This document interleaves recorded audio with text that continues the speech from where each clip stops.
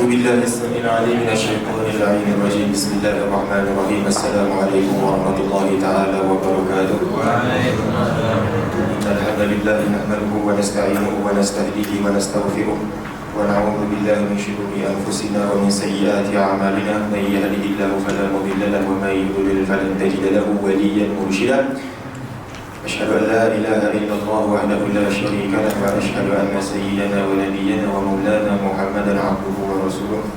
اللهم صل وسلم على سيدنا محمد النور المذهب للنسيان بنوره وعلى آله في كل لمحة ونفس عدد وسعه علم الله. أما بعد. Apa khabar semua? Sehat? Lama tak jumpa kan? Dah jumpa tahun lepas. Sudah makan? Belum makan. Sama lah tidur. Jadi Alhamdulillah, jadi kita katakan pada malam ini adalah kelas pertama untuk tahun 2023 insyaAllah. Yang mana pada sesi yang telah lalu kita telah pun habis sampai kepada istilah ilmu tasawuf. Dan insyaAllah pada malam ini kita akan masuk kepada contoh-contoh penyakit yang sering menimpa para salikin. Apakah yang dimaksudkan dengan para salikin? Para salikin adalah mereka yang masih berjalan menuju ke hadrat Allah Subhanahu wa ta'ala. Yang mana seperti mana yang kita maklum, jikalau seseorang salik memulakan perjalanannya kepada Allah Subhanahu wa ta'ala, maka di sepanjang perjalanan dia tersebut dia akan diduga. Itu dugaan. Macam-macam dugaan. Dugaan yang Allah Ta'ala bagi kepada para salikin untuk menguji keikhlasan para salik atau mereka yang berjalan kepada Allah Ta'ala itu adakah benar qasadnya? Benarkah tujuan para salik itu berjalan kepada Allah ataupun untuk menuntut masih Allah, apa yang selain Allah Subhanahu wa ta'ala? Kerana apa?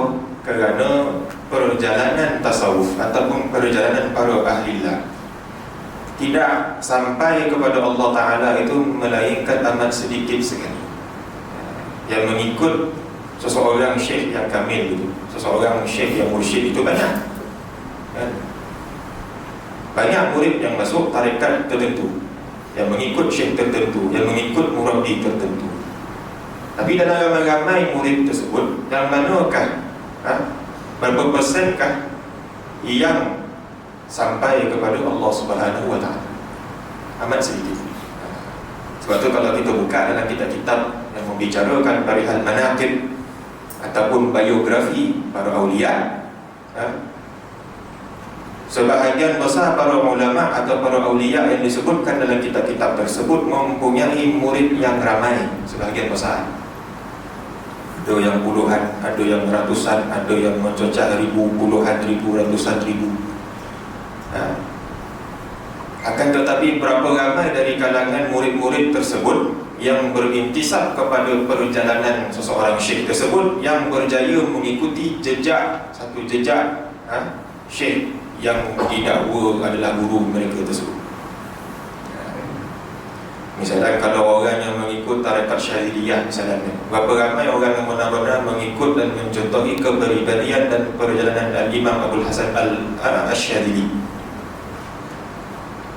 Atau seseorang yang berintisab dengan tarekat Qadiriyah, berapa ramai yang benar-benar mengikuti perjalanan Imam Abdul Qadir Jilani. Ataupun yang mengikut tarekat Ahmadiyah, berapa banyak yang mengikut perjalanan Sidi Ahmad bin Idris, yang betul-betul mengikut apa yang diajar oleh Si Ahmad. Sangat sedikit. Tapi yang mendakwa terlalu ramai. Dan belajar dengan syekh sekian, dan berguru dengan syekh sekian, dan belajar dan bersuluk dengan syekh sekian. Padahal dalam hati tak ada apa, pun tak ada. Ini masalah-masalah yang sering menimpa para salik. Seperti mana yang kita sebutkan pada minggu lalu, Antara contoh penyakit para salib adalah cepat mendakwa telah pun usul, dah sampai. Dia masih salib tapi lagak seperti seorang wasil, orang yang dah sampai. Copet benar nak jadi syekh, copet benar nak mentarbiah orang. Ada berapa banyak murid yang dikatakan dia tarbiah itu telah jadi tersasar lagi pada perjalanan yang sebenar. Lepas tu nak tengok perjalanan satu orang tarekat atau satu orang syekh itu benar ataupun tidak, tengok murid-murid dia. Kadang ada juga wali-wali Allah yang besar tapi murid satu orang. Siapa dia?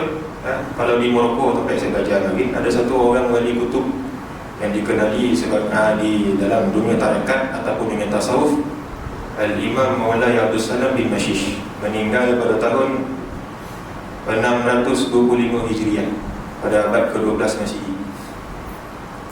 Maulay Abdul Salam bin Mashish ni adalah bapa kepada tarekat Syadziliyah, yang mana beliau lah mursyid yang bertanggungjawab mentarbiah Al-Imam Abdul Hasan Asy-Syadzili.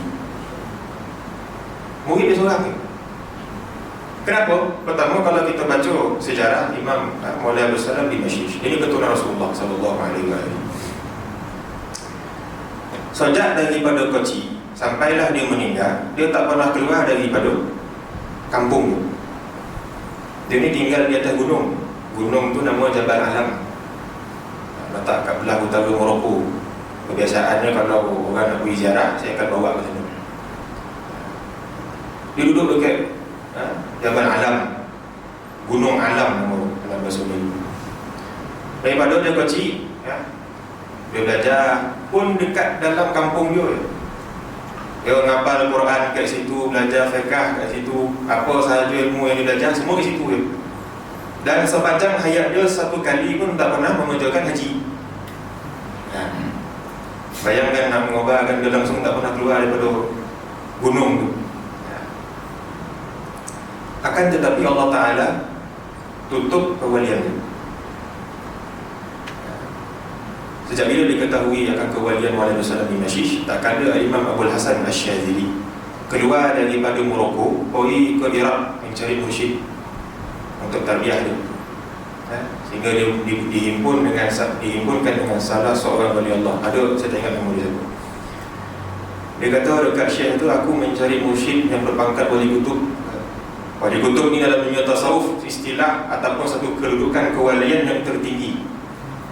Dia bawah sikit daripada Al-Ghauf ataupun Sultan Al-Awliya, pemimpin para wali. Jadi syekh ni pun mengabarkan, engkau datang daripada Maghrib, daripada Morocco, datang ke Iraq mencari seorang wali kutub, sedangkan dia ada dekat dompet kau sendiri. Baliklah. Dia ada dekat tanah kelahiran kau sendiri. Jadi Imam Abdul Hasan Asy-Syadzili daripada Iraq balik ke Morocco. Dan Allah Ta'ala beratkan dia sampai ke Jabal Alam. Dia berhenti dekat kaki gunung tu, dan dia mandi dekat satu mata air yang ada dekat situ, dan masih wujud sampai ke hari ini. Dipanggil sebagai Ainus Syadzili atau mata air Imam Abdul Hasan Asy-Syadzili. Jadi dia mandi, kemudian dia naik ke puncak. Dia berhimpun dengan anak Maulana Abdul Salam, nama dia Maulana Muhammad bin Maulana Abdul Salam bin Mashish. Anak Maulana Abdul Salam ni mengabarkan, kau tak bersih lagi ni, pergi mandi, pergi bersihkan diri kau tu. Jadi Imam Abdul Hasan Asy-Syadzili dia tak dapat tangkap apa yang dimaksudkan oleh anak guru ni. Tak jumpa lagi apa yang disampaikan oleh Maulana Muhammad ni, dia tak faham ni. Jadi dia turun balik dekat mata air tu, dia mandi. Kemudian dia naik balik, dia jumpa balik dengan Sidi Muhammad. Dia berkata, kau masih tak bersih lagi, pergi bersihkan diri kau. Betul. Dua kali turun naik, pergi mandi. Kali ketiga apa? Kali ketiga dia naik. Dia kena lagi, dia kata, kau tak bersih lagi. Kata, bolehlah bersih diri kau dua kau naik balik. Barulah dia faham yang dimaksudkan oleh Sidi Muhammad di situ bukannya bersih daripada sudut jasmani, kan, tapi rohani. Jadi dia turun balik dekat mata air itu, dia ngobar kan, mulai pada saat ini aku lepaskan diri aku, jiwa aku daripada segala hal-hal yang bergantung pada hati aku. Dia melepaskan diri daripada kedudukan dia, dia melepaskan diri daripada ilmu dia. Apa sahaja hati dia bergantung selain daripada Allah Ta'ala, dia berlepas diri. Lepas tu dia beritahu kan, dah naik kali yang ketiga komplain itu, yang kali terakhir lah, barulah disambut oleh Maulana Salam bin Mashish, mengabarkan ahlan wa sahlan, selamat datang wahai Abul Hasan Ali bin Fulan bin Fulan bin Fulan bin Fulan bin Maulai Umar bin Maulai Idris bin Abdullah bin Hasan bin Ali dan Fatimah Az-Zahra binti Rasulullah sallallahu alaihi wasallam. Dia sebut nama penuh Imam Abul Hasan Asy-Syadzili daripada nama dia sampailah Rasulullah. Padahal tak pernah jumpa tu. Bayangkanlah kalau kita kan, tiba-tiba datang rumah orang, tak pernah jumpa. Konalah misalnya nak pergi mengubat, jumpa pawang ke, jumpa ustaz ke apa kan, selamat datang Datuk sekian. Dia sebut nama mak abah kita sampai tok moyang kita. Tak jumpa kita kan, handal lah kan? Tak pernah jumpa tapi dia tahu kita punya salah silap latar belakang kita apa semua. Jadi sejak daripada itu Imam Abul Hasan Asy-Syadzili dia berguru dengan Maulana Abdul Salam bin Mashish. Itu satu-satunya anak murid Maulana Abdul Salam. Kemudian Imam Asy-Syadzili keluar daripada Maghrib, pindah ke Mesir dan meninggal di sana, dan dimakamkan di Humaitharah, di gurun di belah selatan Mesir. Adapun Maulana Abdul Salam bin Mashish, dia wafat dalam keadaan dia dibunuh. Sebab pada zaman dia ada satu orang Yahudi, dia mendakwa sudah menjadi Rasul. Dia ada magic. Dengan magic itu dia dakwa yang ini adalah mukjizat. Jadi Maulana Abdul Salam bin Mashish, dia melawan orang tersebut, dan orang tersebut mengalahkan murid-murid dia untuk membunuh Maulana Abdul Salam bin Mashish. Lalu dia tentu korban di saat sedang berwuduk untuk menunaikan solat subuh. Itulah ringkasan ni pun dah sampai 85 minit. Nak mengatakan apa? Sifat-sifat yang sentiasa melanda seorang sadik ataupun murid itu sebenarnya adalah sifat yang orang biasa, orang awam pun tahu benda ni adalah satu penyakit. Tapi berapa ramai yang dapat melepaskan diri mereka daripada penyakit-penyakit tersebut. Contoh-contoh dia adalah yang akan kita baca kali ini. Baik, dalam buku muka surat apa? 50. Cetakan baru 50, cetakan lama yang saya punya ni 56. Baik, bismillahirrahmanirrahim. Qala al-musannif rahimahullahu ta'ala wa nafa'ana bihi bi 'ulumihi fid dharain amin. Sifat-sifat mazmumah. Apa itu sifat mazmumah? Sifat mazmumah adalah sifat yang dikeji. Sifat-sifat yang keji. Adapun sifat-sifat mazmumah yang wajib dijauhi oleh setiap Muslim, ini secara umum, seseorang Muslim wajib menjauhkan diri daripada sifat-sifat tersebut, terutamanya secara khusus bagi mereka yang sedang salib, yang sedang berjalan kepada Allah Subhanahu wa ta'ala amat banyak. Di antaranya ialah yang pertama, syarhut ta'am. Syarhu itu dia punya kata dasar dia daripada syaraha atau syariha. Maksud dia apa? Kerakusan ataupun keinginan yang haloba, menunjukkan kegilaan lah, ataupun kegemaran. Syarhut ta'am, sangat gemar kepada makanan ataupun gemar melantak, macam itu. Melantak ke, motor darah ke, seperti itu. Iaitu kinayah ataupun kiasan kepada sentiasa penuhnya perut dengan makanan dan sentiasa ingat kepada makanan yang lazat-lazat serta menuntutnya, yakni sentiasa berhajat dan berkehendak dengannya. Ini penyakit yang paling utama. Kenapa penulis mendatangkan gila makan ataupun muntah darah ni yang pertama sekali? Sebab ni common, biasa. Ini adalah salah satu contoh azab yang Allah Ta'ala timpakan kepada umat Nabi SAW. Sidi Abdullah At-Talibi dalam kitab dia Asbabu Halakil Umam, contoh-contoh ataupun sebab-sebab binasanya umat-umat terdahulu. Dia datangkan, kalau kita baca dalam Quran ataupun dalam hadis, bagaimana Allah Ta'ala membinasakan kaum Nuh, kaum Ad, kaum Samud, kaum Babil, kaum Madian, Fir'aun dan sebagainya. Itu azab yang bagi kita tu terlampau berat, azab yang Allah Ta'ala hancurkan satu kaum. Akan tetapi Allah Ta'ala tidak mengazab umat Nabi SAW dengan seperti mana azab-azab yang ditimpakan kepada kaum-kaum terdahulu. Akan tetapi Allah Ta'ala mengazab umat Nabi SAW ini dengan hawa nafsu. Hawa nafsu dia kata ni, gomang makan, gomang letak untuk darah. Untuk darah tu nak menunjukkan makan je lah kerja. Pagi, petang, siang, malam, melantak je kerja. Sampai perut tak berurang lagi dah. Selagi boleh kunyah, selagi boleh ngap, itulah kerja. Itu yang dimaksudkan dengan syahud ta'am, yang gomang melantak, gomang makan.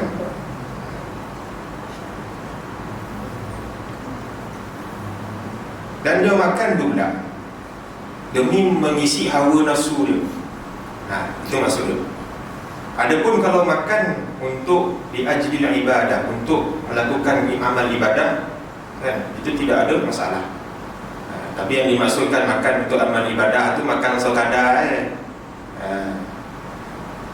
bukan pergi melantak alasan orang tengok nanti kan nak amal ibadah kata.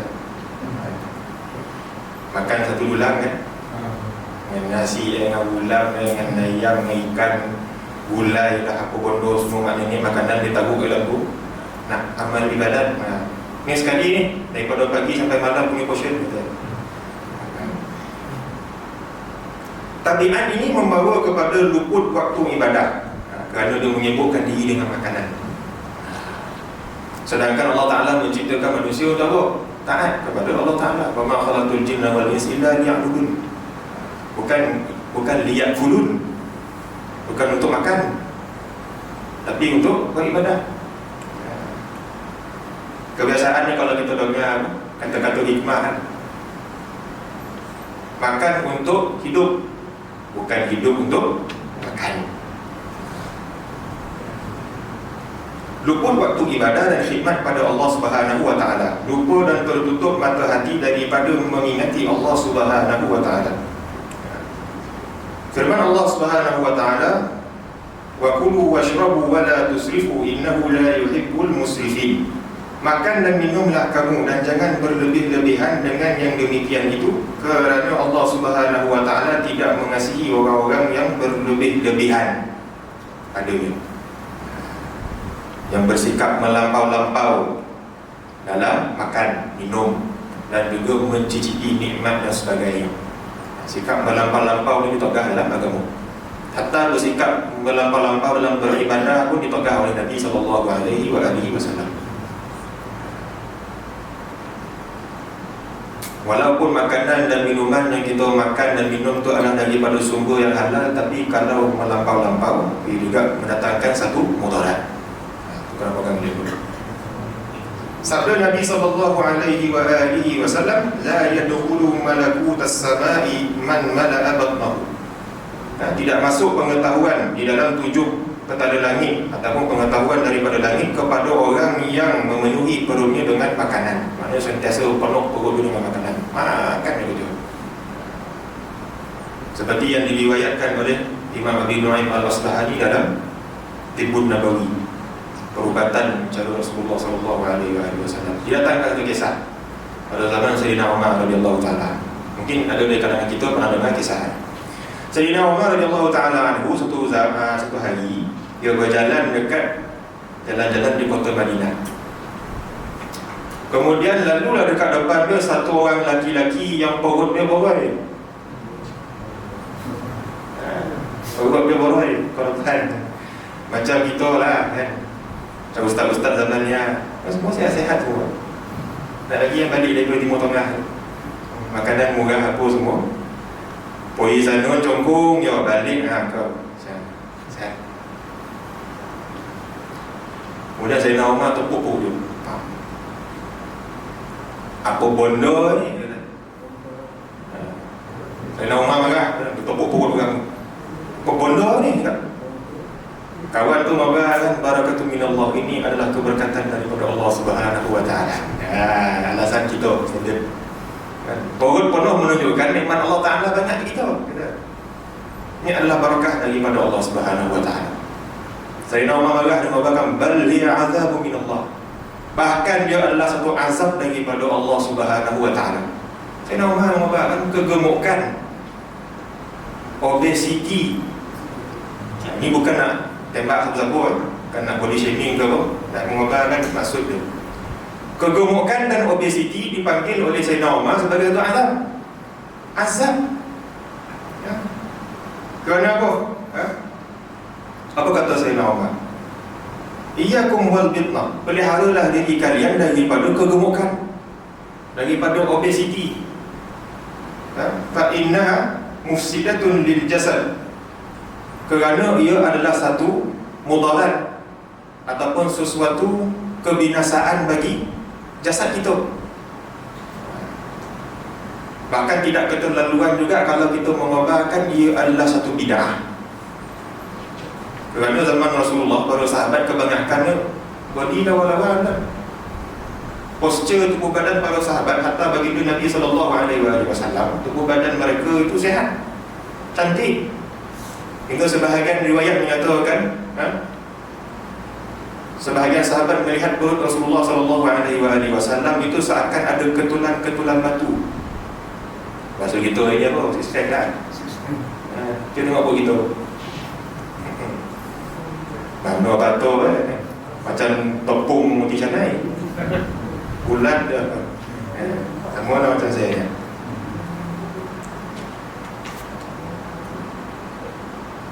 Murithatun lis-saqam, mewarisi penyakit.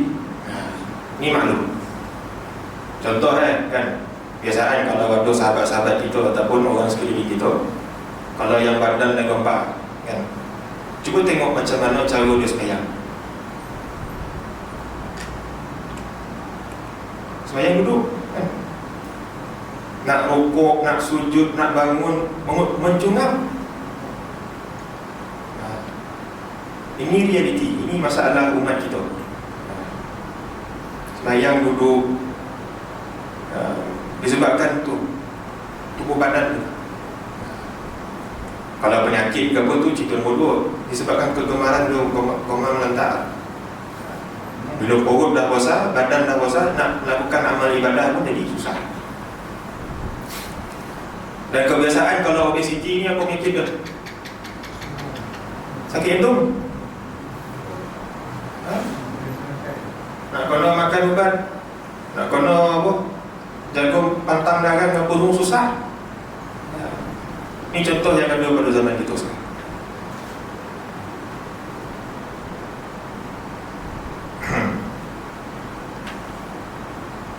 Muksidatun anis salah ila akhir. Dan juga menyebabkan seseorang itu berasa malas, berasa lesu, tidak berdaya untuk menunaikan salat. Ini kita sebut tadi. Roti kan? Tapi dia sebab mengenangkan solat fardu tu wajib, dia gagah juga. Sebab tu kita tuan-tuan dan puan jagolah pemakanan. Nak makan apa tak salah, tapi berpadu-padu. Begitu juga seperti mana yang disabdakan, dikatakan oleh Sayyidina Ka'ab, yang diriwayatkan oleh Imam Al-Baihaqi dalam Syu'abul Iman. Apa kata Sayyidina Ka'ab? Inna Allah yabghudul hibra as-samina Semuanya Allah Subhanahu wa ta'ala itu membenci seorang alim ataupun seorang ulama yang gemuk badannya. Kerana apa? Jikalau seseorang yang berilmu menyibukkan diri dengan makan, akan apa? Hati dia menjadi gelap. Dan lebih malam lagi kalau tak dijaga hati dia tu, makin gelap, makin hitam, makin longot. Longot tu mana yang atas dia hitam. Bahasa lama-lama dah bahasa dia tu longot, hitam longot. Sebab tak, hati tu tak jaga. Sebab makin gelap, makin hitam. Disebabkan terlampau banyak menyibukkan diri dengan makan, sehingga mengabaikan pengabdian dia kepada Allah Subhanahu wa ta'ala. Begitu juga seperti mana yang dikatakan oleh Imam Ibn Hajar dalam Fathul Bari, Innal fitnata qallama takunu ma'al bid'ah. Sesungguhnya kecerdasan akal menjadi tumpul kerana kegemukan. Seseorang yang banyak makan akan menyebabkan akal dia menjadi tumpul. Kalau akal tumpul, basirah pun malam. Begitu juga seperti mana yang dikatakan oleh Imam Syafi'i radhiyallahu ta'ala anhu, ma aflaha saminun qat illa an yakuna Muhammad bin Hasan. Tidaklah akan berjaya seseorang yang seorang yang gombak, yang gemuk, tidak akan berjaya dalam keilmuan dia, illa melainkan Muhammad bin Hasan, salah seorang murid kepada Imam Abu Hanifah. Ini daripada pandangan Imam Syafi'i. Diriwayatkan oleh Imam Baihaqi di dalam biografi Imam Syafi'i.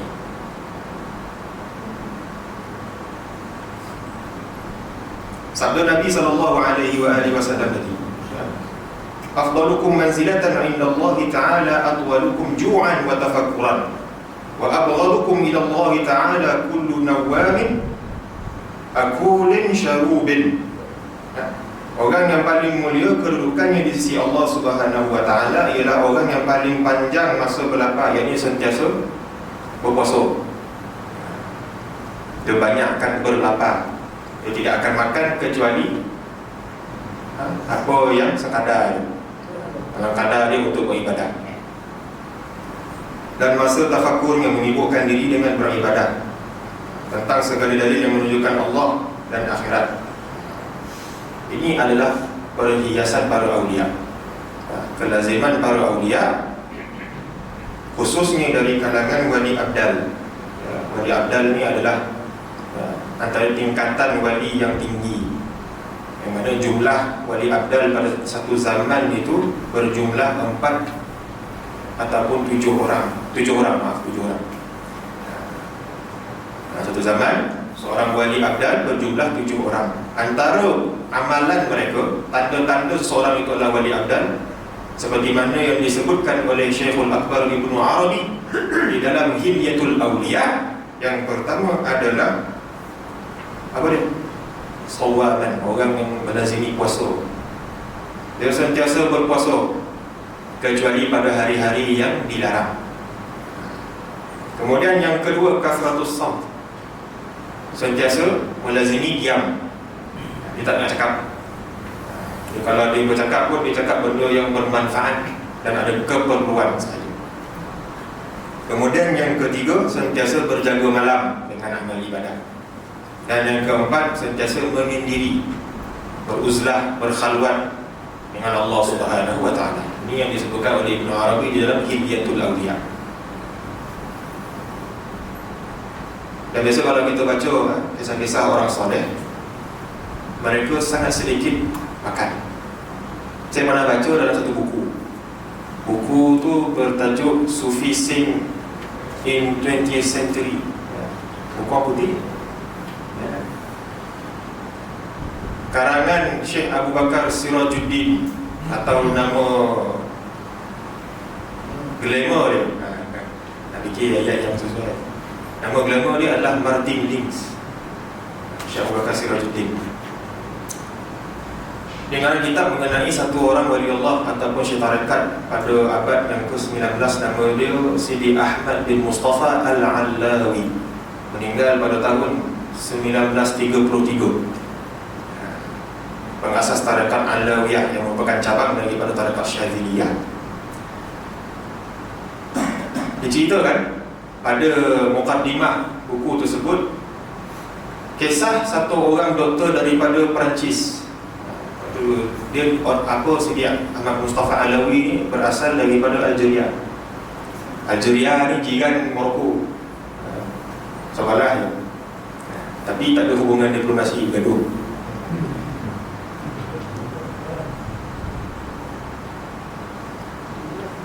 Dan dia wafat dan dimakamkan di Mostaganem, Algeria.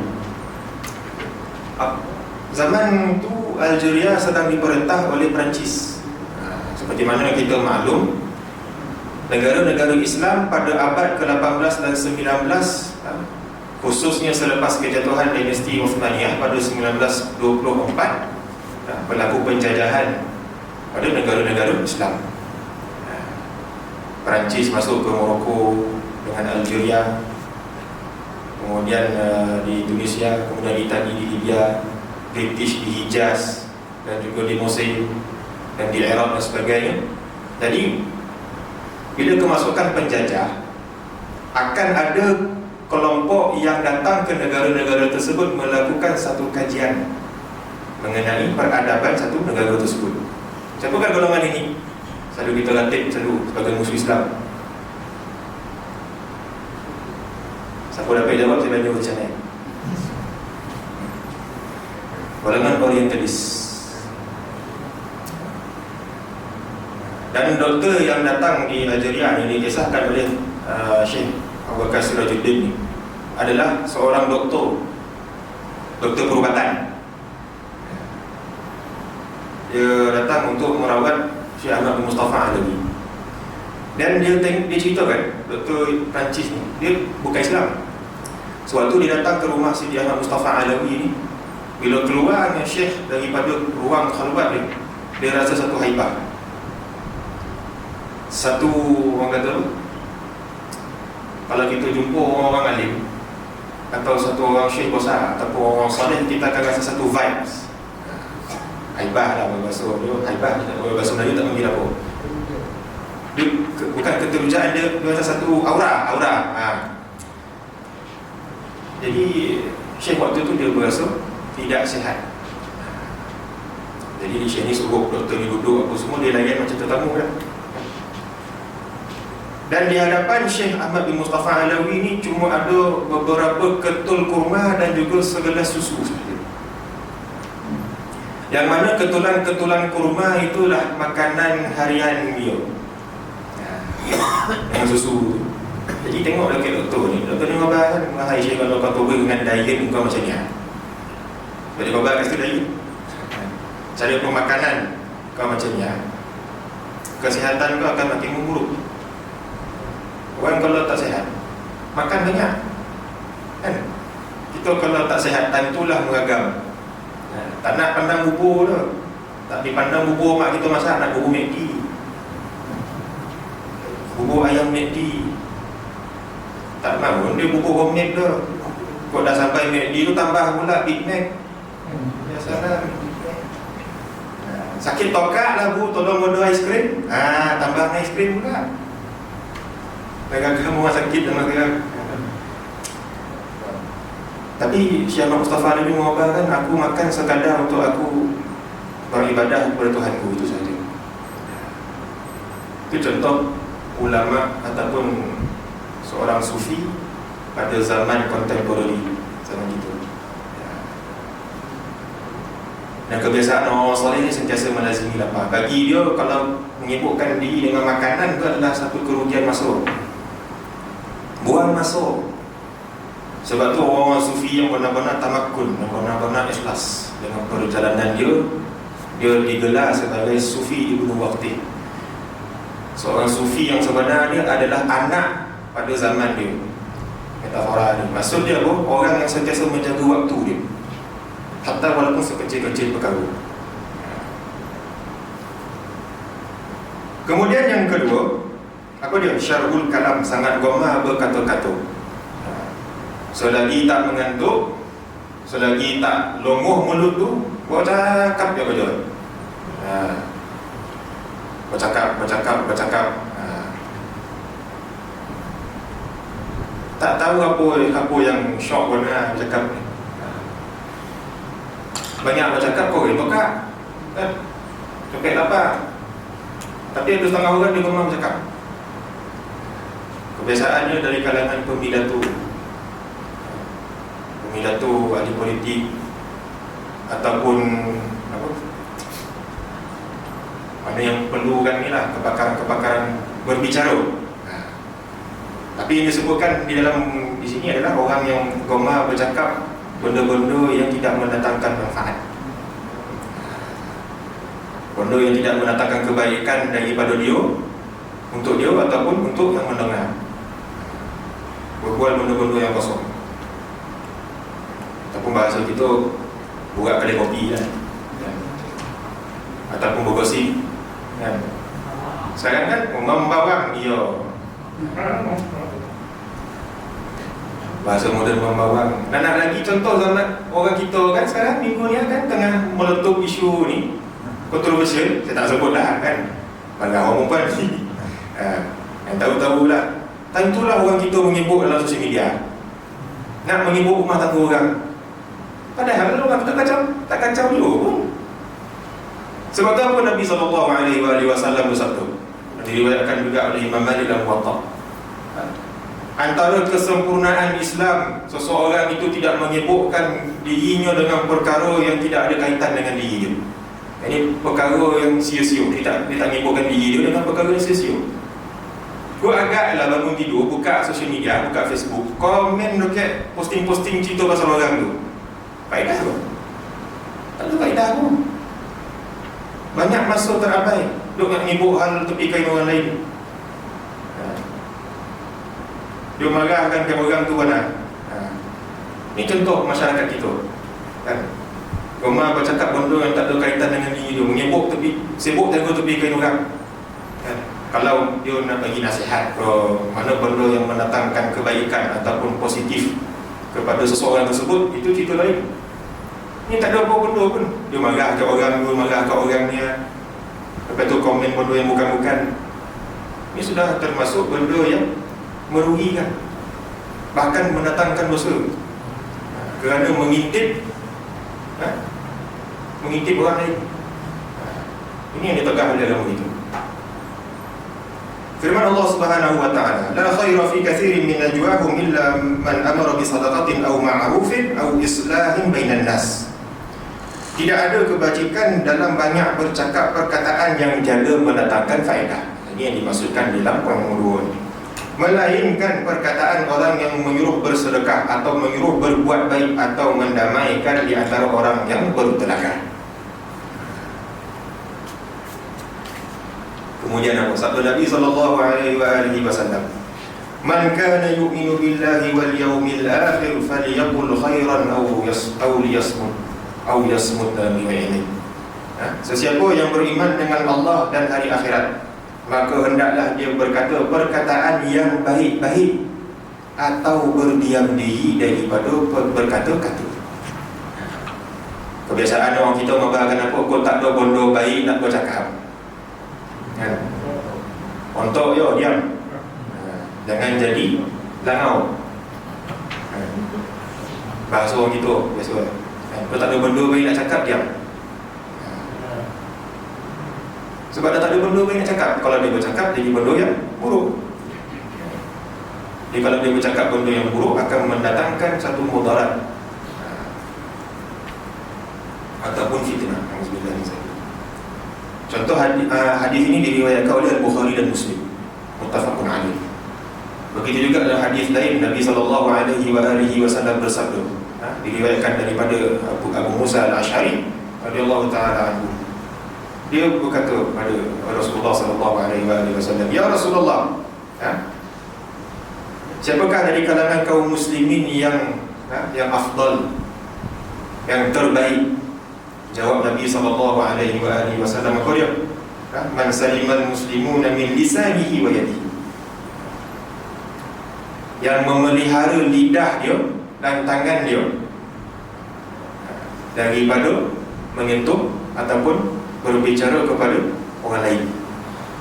Mana benda yang jahat, benda yang buruk. Itu sebaik-baik orang beriman yang disabdakan oleh Nabi SAW. Terus diriwayatkan oleh Imam Bukhari dan Muslim. Bahkan pada zaman kita ni, saya baru tak lagu dalam minggu lepas, saya dengan ayah saya duduk dekat satu kedai mamak dekat Marui. Tahu-tahu lah, nak breakfast. Sebab waktu tu nak balik mau main rumah kata. Waktu tengah makan, datang satu kelompok budak-budak muda dalam bawah 20-an ataupun atas sikit lah. Tak tahu lah, mungkin bawa balik daripada main bola ke apa kan. Duduk ramai-ramai kan, agak lah boleh-boleh orang. Saya bayangkan daripada mula dia duduk kan, sampailah saya dengan abah saya keluar daripada kedai tu, setiap kali bercakap akan keluar perkataan fawahish. Dalam bahasa Arab fawahish, fawahish ni apa? Fawahish ni ada, kalau dalam istilah bahasa Arab, perkataan buruk yang menjurus kepada benda-benda yang tak elok. Perkataan lucah. Kek public ni, pada makan ni kan, main game, dia borak dengan kawan-kawan dia, keluar macam-macam perkataan.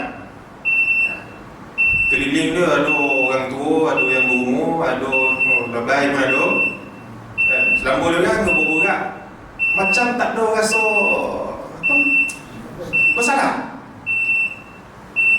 mencarut dalam percakapan. Ini masalah budak-budak muda kita zaman sekarang.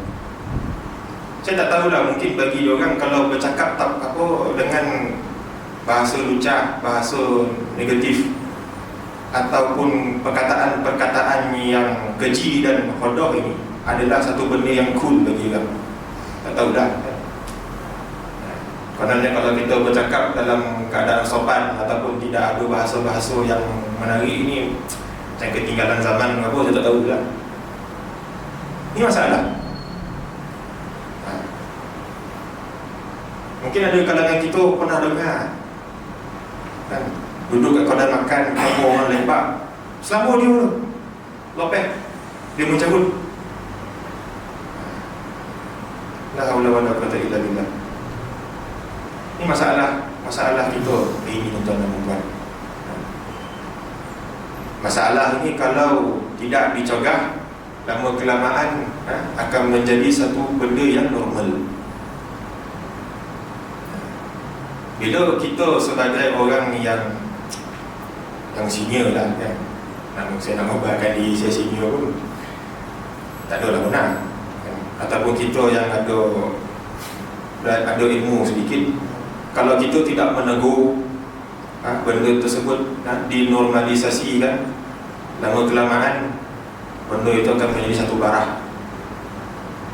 Kita orang Melayu, kita orang Islam, kita dikenali dengan adab dan adat yang baik-baik, budaya ketimuran gitu. Akan tetapi benda tu semakin lama semakin terhakis.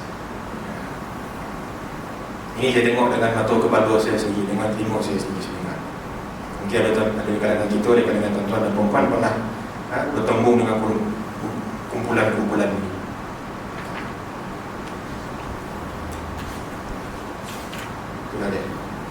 Sikit ni sabda Rasulullah sallallahu alaihi wasallam tadi, man waqahu Allahu syarra ma baina lihyatihi wa syarra ma baina rijlaihi dakhala al-jannah Barang siapa yang dipelihara oleh Allah Subhanahu wa ta'ala daripada kejahatan di antara dua dagunya, yang apa? Lidah ataupun mulut, dan kejahatan di antara dua kakinya atau dua pahanya, apa dia? Kemaluan. Dan secaya dia masuk syurga. Maknanya antara ciri-ciri ahli syurga adalah orang yang memelihara mulut dan kemaluan. Seperti mana yang Allah Ta'ala firmankan dalam surah Al-Mu'minun, qad aflahal mu'minun, telah berjayalah orang-orang yang beriman, allazina hum fi salatihim khashi'un, yang di dalam salat mereka itu sentiasa khusyuk, tawajuh mereka kepada Allah Subhanahu wa ta'ala. Wallazina hum 'anil lagwi mu'ridun, yang memelihara diri mereka dari perkara-perkara yang sia-sia, yang tidak berfaedah.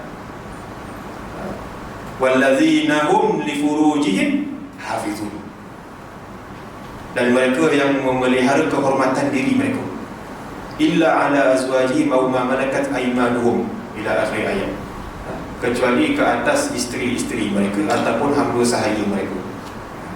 Ini contoh orang-orang beriman yang Allah Ta'ala sifatkan mereka sebagai orang-orang beriman yang berjaya dunia dan akhirat. Hadis ini diriwayatkan oleh Imam Tirmizi dan Ibnu Hibban. Disebut dalam setengah riwayat, riwayat dikatakan hadis ini adalah hadis marfu' yang diriwayatkan, dinisbahkan kepada Ibnu Umar radhiyallahu ta'ala anhu, dan dinilai oleh sebahagian ulama sebagai satu hadis yang dhaif. Apa dia? Man kathura kalamuhu kathura saqatuhu, wa man kathura saqatuhu kathura dhanbuhu, wa man kathura dhanbuhu fan-naru awla bihi. Orang yang banyak berkata-kata, berkata benda yang tidak berfaedah, nescaya banyaklah salahnya. Orang yang banyak salahnya, nescaya banyaklah dosanya. Dan orang yang banyak dosanya, maka api neraka itu lebih layak bagi dia. Ataupun perbedaan apa yang sesuai kita linkkan dengan hadis ni?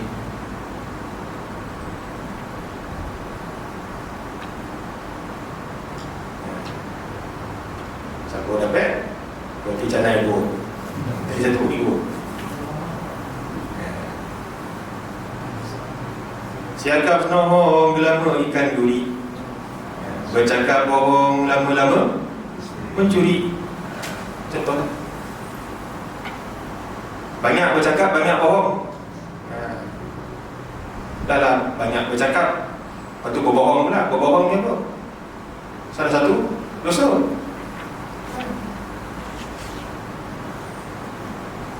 Bila cakap bohong, lama-lama mencuri. Itu perbedaan orang dulu.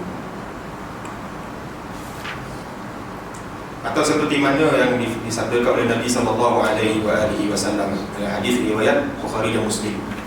Apa dia? Qala Nabi SAW, hadis ini diriwayatkan oleh Abu Hurairah radhiyallahu ta'ala. Innal 'abda la yatakallamu bi kalimati ma yatabayyanu fiha yazillu biha ila an-nar ab'ad mimma bainal masyriqi wal maghrib. Apabila seseorang hamba itu bercakap dalam keadaan dia tidak bertabayyun ataupun dia tidak berfikir, main lontung cakap, main lopeh je,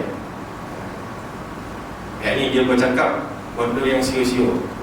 Dia punya point dia benda yang sia-sia ataupun banyak salahnya, akan dicampakkan oleh Allah Subhanahu wa ta'ala ke dalam api neraka yang jarak dia jauh dia antara timur dan barat. Jadi jagalah di sana. Sebab tu sebahagian ulama atau para awliya, lidah mereka tu sentiasa bertopangkan di langit. Lidah kita ni tak bertulang. Lepas tu mengelongsor cakap kan, melopeh je. Jadi nak menahan diri daripada bercakap tu, dia topang atau dia tongkat lidah tu kat langit-langit. Dia tahan lidah dia baru bercakap. Ataupun ada sebahagian daripada mereka digigit. Ini antara faedah daripada orang dulu-dulu lah, para ulama, para awliya. Dia punya nak menjaga lidah itu, ada kalanya dia gigit, ada kalanya dia topangkan di langit-langit. Dan hati dia sentiasa penuhkan dengan zikrullah. Wallahu a'lam. Jadi ada poin yang saya tertinggal tadi waktu yang banyak bercakap, banyak makan tadi. Sorry. Sangat gemar kepada makanan. Ada sedikit poin yang patut kita ambil penting lah. Ya. Antara kebiasaan masyarakat kita, kalau ada majlis makan-makan, kan, apa perkara biasa yang berlaku? Ya, membazir. Sepanjang pengalaman saya lah, ya, benda-benda macam ni kita biasa tengok dalam majlis nikah, biasa yang ada kambing ataupun makan-makan ataupun buffet lah. Bulan puasa, kan, buffet kat hotel. Tengok berapa ramai orang kita yang malam tak macam besok nak kiamat. Kita ambil contoh bulan Ramadan lah, ya. Saya makan buffet maghrib tahun 2015. Waktu tu ada bengkel sebelum pergi ke Mesir. Tapi tak jadi. Jadi waktu tu saya dengan kawan-kawan yang terpilih untuk melanjutkan pengajian ke Mesir, pergi ke Rosan Plana, Plana Resort, Rosan Plana, kan. Bulan puasa. Tidur satu malam tu. Tapi makan, tidur apa semua dia sponsor. Alhamdulillah. Jadi waktu buffet tu, ramai kawan kita beratur, kan. Benda pertama sekali yang dikojar apa? Kambing golek. Saya kena apa kambing golek ni, sebab kambing golek ni lah yang selalu jadi mangsa. Dan lagi tak kekal. Ambil banyak, kan, makan sedikit pun. Itu dia biar meja tu, dia cabut. Yang lagi teruk itu dia makan. Agak ada tak tahu nak buang, takut orang pandang, kan, dia tolak kat orang sebelah. Saya pernah kena. Dia ambil banyak, kan, makan secubit dua, dia tolak orang sebelah. Lepas dia bangun, dia cabut. Jadi dia nampak, ini apa? Agak-agak lah, kan, kalau kita fikir dengan pemikiran kita, kan. Kita puasa ponek-ponek ni daripada sebelum subuh, kan, sampai buka hari tu. And then kita makan tu, kita membazir makan. Kita kufur nikmat. Agak-agak pahala puasa kita dapat tak? Gondong-gondong lah. Padahal buffet tu, kok tak cukup, boleh tambah, kan? Tak cukup, boleh tambah. Ini bawa family 3 orang, seorang pegang 2 pinggan. Dia dah bagi tas lah sebelum turun kereta, kan. Ayah kerja kambing, kau pergi kerja nasi dengan lauk, ibu kerja dessert, adik pergi kerja air, bawa membukit lah. Ya Rabbi, ya Karim, macam tak pernah makan.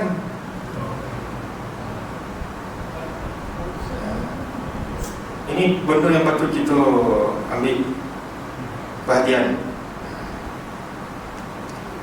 Makan ala kadar. Sebab tu bila kita fiqah, antara adab jikalau kita mendatangi satu walimah tu urus, kan, majlis kahwin, adab yang pertama, ambil sekadar keperluan ataupun kadar yang mengikut huruf adat setempat. Salah kebiasaan kalau adat kita orang Melayu datang majlis kahwin, biasa kita makan berkali sekali je, kan. Ambil pun berapa, kita ambil semua lauk, kan. Ambil pun sejemput, ayam sekotol ke, daging sesenduk, buah, dolar buah sikit ke apa, dah. Ikan kering ke, ikan masin ke apa tu, dah. Seru kebiasaan ni. Tapi sebahagian orang, kan, ayam 3 kotor, besar-besar. Lepas tu dah habis tambah lagi. Sebahagian pandangan ulama mazhab mengaturkan jikalau seseorang mendatangi walimah ataupun majlis mengambil makanan dalam keadaan kuantiti ataupun kadar makanan itu melebihi uruf adat tempat tersebut, dia kena bayar. Okey, tuan penghuni majlis. Ada tak orang nak bayar? Taubat lahum orang nak bayar. Makan free. Kalau ikut mazhab, kena bayar. Kalau makan melebihi, melampaui uruf adat setempat, misalnya uruf kebiasaannya 1-2 ketul, itu ambil sampai rompet 5 ketul ayam. Lepas tu dengan macam-macam dessert lah, macam makan tak pernah makan lah, macam tu. Kita pernah bayar, nanti rugi dekat rumah. Sebab apa? Sebab dia mau order makanan tu, dia makanan tu mengikut jumlah tetamu yang akan hadir. Kok fikir perut kita seorang ya, besok jadi orang datang dah tengok makanan dah habis.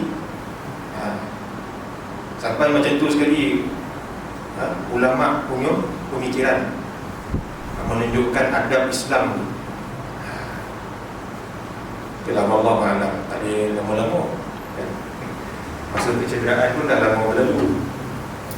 Semalam saya mengajar daripada pukul 7.45 sampai 9.05. Semua dah tukar position dah. Mengajar akidah malam. Ada sebarang soalan insyaAllah sebelum kita tangguhkan majlis.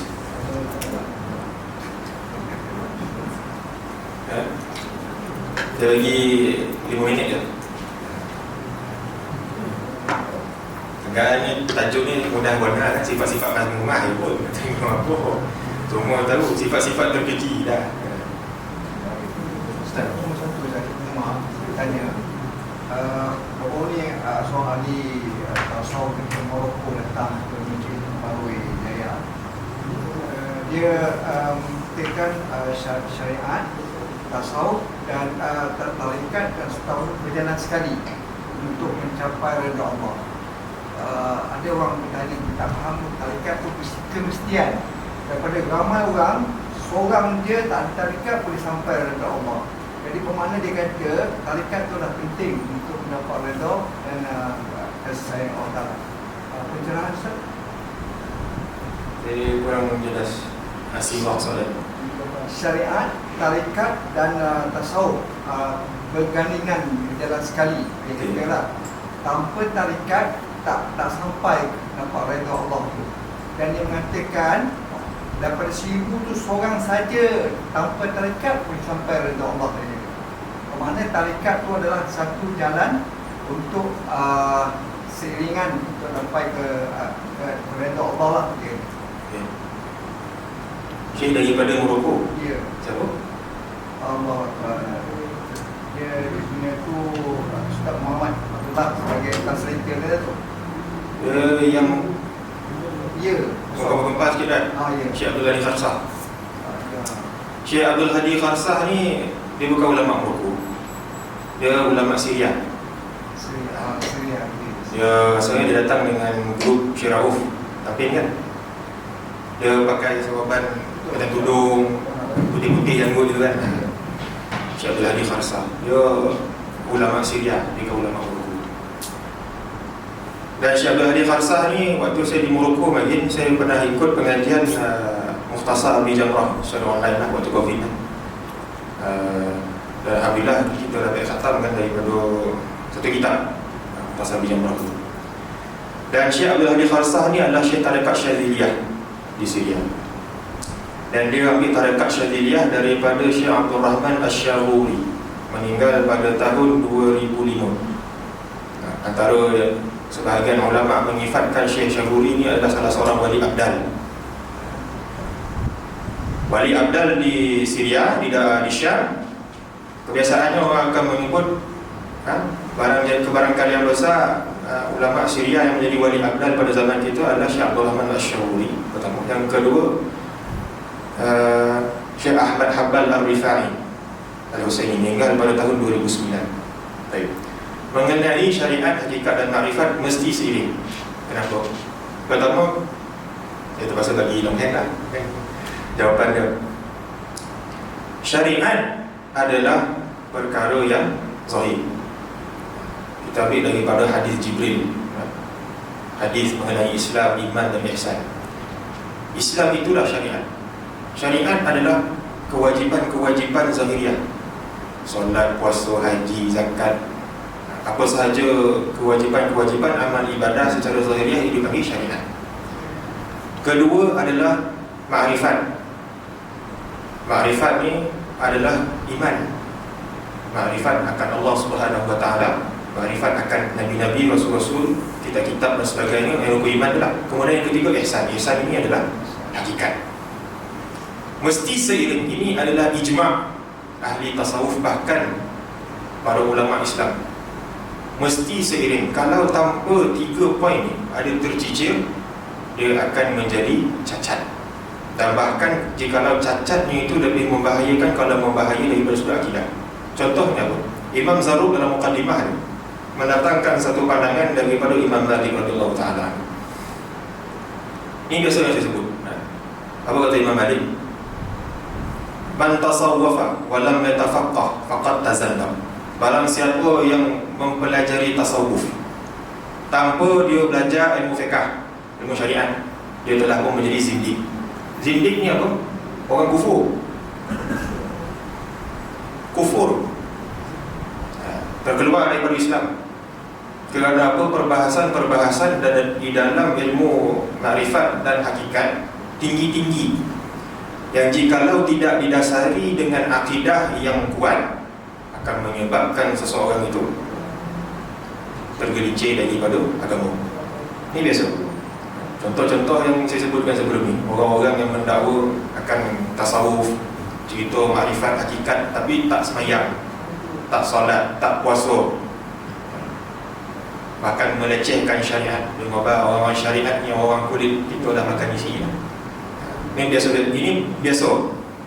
Ini perbedaan apa, contoh-contoh ni yang banyak kali saya sebut. Kemudian kata Imam Malik lagi, wa man yatafaqqah wa lam yatasawwaf faqad tafassaq. Barang siapa yang bertafakuh, ini belajar syariat, tanpa dia belajar juga ilmu tasawuf, dia telah pun menjadi fasik. Kerana apa? Mungkin amalan zahiriah dia, ikut rukun, ikut syarat sempurna, sah, akan tetapi sejahtera tak hati daripada penyakit-penyakit hati. Adakah amalan yang dia buat tu lillahi ta'ala, ikhlas kerana Allah Subhanahu Wa Ta'ala, ataupun sebaliknya? Jadi di situ kalau seseorang yang beribadah bukan kerana Allah Ta'ala, maka dihukumkan sebagai seorang yang fasik. Di lidah kata lillahi ta'ala, tapi di dalam hati menuntut masih Allah, akuan. Wa man jama'a bainahuma, dan mereka yang menghimpunkan keduanya, syariat dan hakikat, faqad tahaqqaq, telah pun sempurna. Kerana apa? Dia taat pada Allah Ta'ala zahir dan batin. Dia melaksanakan kewajipan-kewajipan yang Allah Ta'ala suruh, dan di dalam hati dia sejahtera daripada penyakit-penyakit hati. Sempurna adalah amalan dan juga keimanan seseorang tersebut. Dan Syekh Abdul Wahab At-Tazi Al-Fasi radhiyallahu ta'ala anhu, guru dan mursyid kepada Syekh Ahmad bin Idris, dia katakan apa? Syariat dan hakikat itu seperti panca indera penglihatan, seperti penglihatan dan juga cahaya. Jikalau salah satunya tidak ada, maka salah satunya lagi tidak ada faedah, tidak ada manfaat. Seseorang yang ada mata tapi dia buta mata dia, faedah? Tak faedah, tidak ada faedah. Dia ada mata, dia ada 2 biji mata, tapi dia tidak boleh melihat, tidak ada faedah. Begitu juga seorang yang ada mata, dia boleh melihat, tapi dia duduk dekat dalam ruang yang terlampau gelap. Orang kata gelap bumi, tak nampak apa, itu pun tidak mendatangkan ataupun manfaat. Natijah dia apa? Dua-dua ini tidak melihat apa-apa. Itu contoh perumpamaan kenapa syariat dan hakikat mesti seiring.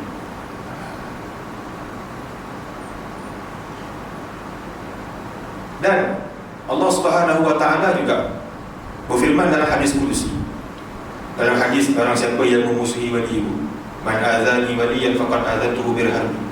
Barang siapa yang memusuhi wali aku, nescaya aku isytiharkan padaku ke atasnya. Ma taqarraba ilayya 'abdi shibran. Tidaklah seseorang hamba-Ku itu mendekati aku sejengkal sejengkal ataupun sehasta, melainkan shibran sejengkal, dan Allah Subhanahu wa taala dekat dengan dia sehasta. Di hadis itu panjang. Kalau seorang hamba itu berjalan kepada Allah Ta'ala berlari dengan dia. Itu kita jangan faham secara literal lah. Tapi nak kata kan, jikalau seseorang hamba itu dia kasih pada Allah Ta'ala, dia nak mendekatkan diri kepada Allah Subhanahu wa taala, maka rahmat Allah Subhanahu wa taala terlebih dahulu sampai kepada dia. Satu. Kemudian apa Allah Ta'ala firman hadis kursi tersebut? Tidaklah satu hamba-Ku itu menunaikan kewajipan yang telah Aku perintahkan kepada-Nya. Pada perjalanan hamba yang pertama ini, dalam untuk sampai kepada Allah Ta'ala, dia mesti melakukan kewajipan mimma aftaratuhu alaih, kewajipan yang wajib, fardu ain, wajib. Wala yazalu 'abdi yataqarrabu ilayya bin nawafil hatta uhibbah. Dan senantiasalah hamba-Ku itu mendekati Aku. Di samping dia melaksanakan kewajipan, dia tambah dengan nawafil, amalan-amalan sunat, hatta uhibbah. Dan bila dia melazimi wajib dan sunat, Allah Ta'ala jatuh cinta pada dia, mengasihi dia. Ini jaminan Allah Subhanahu wa taala. Orang yang melaksanakan kefarduan dan pada masa yang sama dia tambah amalan sunat, dia berhak mendapatkan wilayatus sughra, kewalian yang kecil, kerana ketaatan dia. Fa idza ahbabtu, jikalau aku telah mengasihinya ataupun aku telah mencintainya, kuntu sam'ahu alladhi yasma'u bih, akulah yang menjadi telinga yang dengan ia mendengar. Wa basarahu alladhi yubsiru bih, akulah yang menjadi penglihatannya yang dengan ia melihat. Wa yadahu allati yabtishu biha, akulah yang menjadi kedua tangannya yang dengannya ia bekerjakan. Wa rijlahu allati yamshi biha, dan akulah yang menjadi kedua kakinya yang dengannya ia berjalan. Apa maksudnya? Maksudnya apabila seseorang hamba telah mendapat kasih sayang Allah Subhanahu wa taala, telah meraih kewalian yang kecil, maka segala panca indera dia, zahir dan batin, roh dia tawajuh pada Allah Subhanahu wa taala. Panca indera dia tunduk pada Allah Subhanahu wa taala. Telinga dia tidak mendengar benda yang haram, mata dia tidak melihat benda yang haram, tangan dia tidak menyentuh benda yang haram, kaki dia tidak berjalan kepada benda yang haram. Atau boleh kita tambahkan lain, lidah dia tidak berkata benda yang haram, kehormatannya tidak digunakan atas jalan yang haram, dan seumpama dengannya. Dan kalau kita faham hadis itu daripada sudut mafhum mukhalafah, pemahaman yang sebaliknya, jikalau seseorang hamba itu Allah Ta'ala benci dia, Allah Ta'ala murka kepada dia, maka keseluruhan panca indera dia tertuju kepada benda yang haram, yang dimurkai oleh Allah Subhanahu wa taala. Hati dia tidak bertawajuh kepada Allah Subhanahu wa taala. Berbeza dengan kumpulan pertama ini. Kumpulan yang pertama, bila Allah Ta'ala dah angkat dia menjadi seorang wali, hati, roh dan jiwa dia sentiasa bertawajuh, sentiasa memandang kepada Allah Subhanahu wa taala. Berbeza dengan kumpulan yang kedua, dia berpaling daripada Allah Subhanahu wa taala. Jadi apa yang kita boleh simpulkan, itulah contoh dalil kenapa syariat dan juga hakikat mesti seiring. Ini jaminan daripada Allah Ta'ala sendiri yang kita sebutkan pada hadis yang kedua tadi. Kewajipan amalan-amalan sunat itu adalah syariat. Suluk seorang hamba, hatta uhibbah, dan sehinggalah aku mencintainya. Bila Allah Ta'ala dah jatuh cinta kepada dia dan panca indera dia tunduk pada Allah Ta'ala, itu sudah mencapai maqam musyahadah. Tidak sampai. Bila seseorang sudah musyahadah, dia tidak akan memandang selain daripada Allah Subhanahu wa taala. Jelas? Betul, kita kena seiring. Mungkin ada sebahagian daripada kita membahagikan syariat itu adalah mengumpamakan syariat adalah hakikat seperti buah. Syariat itulah kulit dia, hakikat itulah isi dia. Jadi kalau kita nak rasa isi buah, mesti apa? Gigit apa? Kok durian? Jangan gigit. Mesti kopek kan? Mesti kita hadap kulit dia. Itu maksud dia. Karena kita nak sampai kepada Allah Ta'ala mesti melalui pintu syariat. Hatta Imam Ibn Ajib radhiyallahu ta'ala anhu mengatakan kesemua pintu kepada Allah Subhanahu wa ta'ala itu tertutup melainkan mereka yang memasuki pintu Rasulullah sallallahu alaihi wasallam. Maknanya apa? Beramal dengan sunnah dan ajaran baginda Nabi sallallahu alaihi wasallam. Begitu juga Imam Junaid mengatakan fa'lam anna ilmuna hadza musyayyadun bil kitab was sunnah. Ketahuilah bahawa sesungguhnya ilmu kami ini, yakni tasawuf, musyayyadun, terikat, tersimpul mati, bil kitab was sunnah, dengan Al-Quran dan sunnah Nabi sallallahu alaihi wasallam. Mesti apa? Syariat. Bila kita dah sentiasa melazimi syariat, barulah Allah Ta'ala bagi kita apa? Halawatul iman, kemanisan iman. Itulah hakikat. Wallahu a'lam. Bagus. Hari Jumaat ada begini. Kalau ada soalan lagi, saya minta iman insyaAllah. Jadi kalau tak ada sebarang persoalan, saya mohon ampun dan maaf kalau ada keterlanjuran atau tersilap kata, terlebih atau kurang. Kita jumpa pada hari Jumaat insyaAllah. Wabillahi taufiq wal hidayah. Wassalamualaikum warahmatullahi ta'ala wabarakatuh. Subhanakallahumma bihamdika asyhadu an la ilaha illa anta astaghfiruka wa atubu ilaik. Amiltu su'a wa dhalamtu nafsi faghfir li fa innahu la yaghfiru dhunuba illa anta. Subhanakallahumma bihamdika asyhadu an la ilaha illa anta astaghfiruka wa atubu ilaik. Amiltu su'a wa dhalamtu nafsi faghfir li fa innahu la yaghfiru dhunuba illa anta. Subhanakallahumma bihamdika asyhadu an la ilaha illa anta astaghfiruka wa atubu ilaik. Amiltu su'a wa dhalamtu nafsi faghfir li fa innahu la yaghfiru dhunuba illa anta. Allahumma ighfir lana ma qaddamna wa ma akharna wa ma asrarna wa ma a'lanna wa ma anta a'lamu bihi minna. Antal muqaddim wa antal muakhir. La ilaha illa anta. Subhana rabbika rabbil izzati amma yasifun wa salamun alal mursalin walhamdulillahi rabbil alamin. Wa na'udzu minkum. Assalamualaikum warahmatullahi ta'ala wabarakatuh. Waalaikumsalam.